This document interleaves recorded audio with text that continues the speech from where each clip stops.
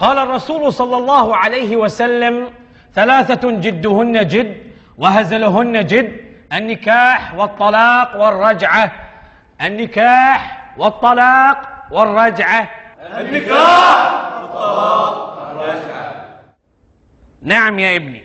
أستاذ، أنا الحين أعرف معنى الطلاق وأعرف معنى الرجعة، بس النكاح شنو؟ سؤال جميل. النكاح هو المسمى الشرعي لزواج الرجل بالمرأة. لزواج الرجل بالمرأة. بس أنا أستاذ للحين ما فهمت. يعني أنا أقول لك: يا فلان زوجتك ابنتي، وهو يرد علي ويقول: وأنا قبلت، فتصبح على هذا الأساس زوجته. لا أستاذ ما فهمت. يعني يا جاسم أنا أقول لك: يا جاسم زوجتك ابنتي. وأنا قبلت. قبلت؟ إيه. قبلت شنو؟ أتزوج بنتك. زواج بنتي يعني؟ إيه. لا لا لا لا يا ابني، طلق الحين أقول لك طلق. لا أستاذ بابا مطلق. شنو مو مطلق به؟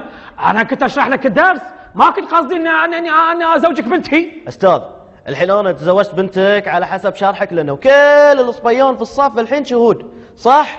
صح. البركة يا جسمك تستاهل. الله يسلمك. منك المال ومن هالعيال. عزيز. ألف الصلاة والسلام عليك يا حبيب الله محمد. مبارك أرسلت بينك ربيع قمر، واللي ذبح بين حمرين الله يطول بعمره.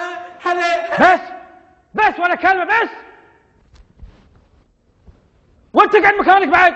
وانت طلق الحين، طلق الحين، طلق. لا أستاذ بابا مطلق. طلق. زين سمعوني، الحين راح اشرح لكم موضوع الطلاق، وابيكم تركزون في ذي الموضوع، خاصة انت.